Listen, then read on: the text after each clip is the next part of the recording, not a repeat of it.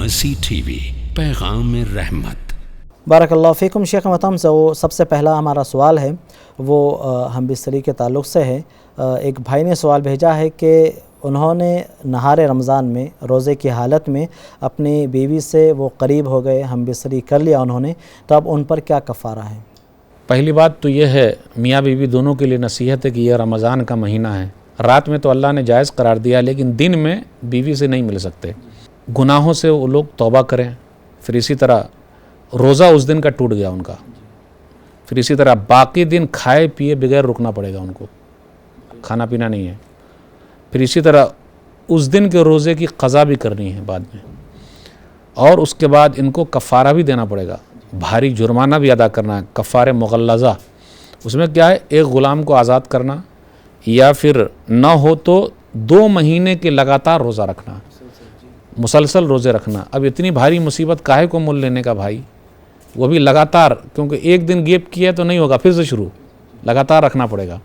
تو اس لیے رات جو اللہ نے بنائی ہے آدمی آرام سے مل سکتا ہے، اور اگر وہ 2 مہینے کے لگاتار روزہ نہیں رکھ سکتا تو 60 مسکین کو وہ کھانا کھلائے۔ اس سلسلے میں ایک حدیث ہے، ابو ہریرہ رضی اللہ تعالیٰ عنہ سے روایت ہے، صحیح بخاری کتاب الصوم، کتاب نمبر 30 باب نمبر 30 حدیث نمبر 1936۔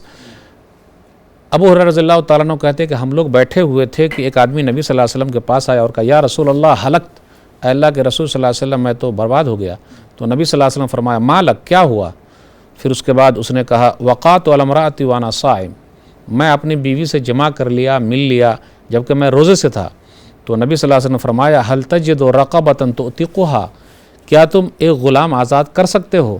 تو اس نے کہا نہیں۔ اس کے بعد نبی صلی اللہ علیہ وسلم نے پوچھا، فهل تستطيع ان تصوم شهرين متتابعين، کیا تم مسلسل لگاتار 2 مہینے کے روزے رکھ سکتے ہو؟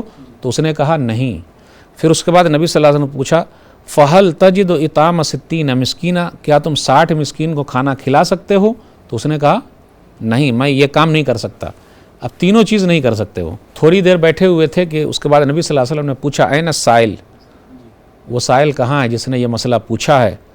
تو پھر اس کے بعد اس نے کہا، میں حاضر ہوں۔ تو نبی صلی اللہ علیہ وسلم نے فرمایا، یہ جو کھجور کی ٹکڑی آئی ہوئی ہے، خذ ھذا فتصدق بھی، تم اس کو لے جاؤ اور صدقہ کر دو۔ تو اس نے پوچھا، الا افقر من یا رسول اللہ، اے اللہ کے رسول جو سب سے زیادہ فقیر لوگ ہیں ان کو دینا ہے؟ فواللہ ما بین لابتیہا اہل بیت افقر من اہل بیتی، اللہ کی قسم یہ دونوں پہاڑوں کے درمیان سب سے فقیر اور غریب میں ہی ہوں، میرا ہی گھرانہ سب سے غریب ہے اور فقیر ہے۔ تو نبی صلی اللہ علیہ وسلم مسکرائے۔ پھر اس کے بعد نبی صلی اللہ علیہ وسلم کی داڑھیں نظر آ گئی، مسکرانے کی وجہ سے کہا، اطعمہ اہلک، جاؤ اپنے گھر والوں کو کھلا دو۔ لیکن یہ چیز ابھی سیٹ ہو پائے گی؟ مسئلہ یہ ہے، وہ تو بیچارے کے پاس کچھ نہیں تھا۔ ہاں، تو اس کا کفارہ وہی ہے، کیا ہے کہ ایک غلام کو آزاد کرنا، یا 2 مہینے کے لگاتار روزہ رکھنا، یا پھر 60 مسکین کو کھانا کھلانا۔ اس لیے ذرا سترک رہیے، صبر کر لیں، اللہ نے رات جو رکھی ہے تو یہ بہتر رہے گا۔ یہاں ایک مشورہ یہ بھی رہے گا میاں بیوی دونوں کے لیے کہ اس سلسلے میں ذرا لیڈیز بھی احتیاط کریں۔ اب یہاں ایک مسئلہ اور بھی نکل سکتا ہے شیخ، لیڈیز اگر رضامند ہے، اس کی بیوی بھی راضی ہے، تو دونوں کو کفارہ دینا پڑے گا۔ لیکن اگر بیوی راضی نہیں ہے اور اس نے زبردستی کی تو اکیلے اس کو دینا پڑے گا۔ یہ بھی ایک مسئلہ اس سے نکلتا ہے۔ البتہ قضا کرے گی وہ، ہاں، وہ البتہ اس دن کے روزے کی وہ قضا کرے گی، کیونکہ زبردستی اس کے ساتھ ایسا کیا گیا ہے۔ لیکن کوشش یہ کرے کہ ایسا ماحول ہی نہ بننے دے، کیونکہ اللہ کے حکم کو ماننا بہت ضروری ہے، تبھی تو ثواب ملے گا، اور رات کا وقت تو ہے ہی۔ ھذا ما عندی واللہ اعلم بالصواب۔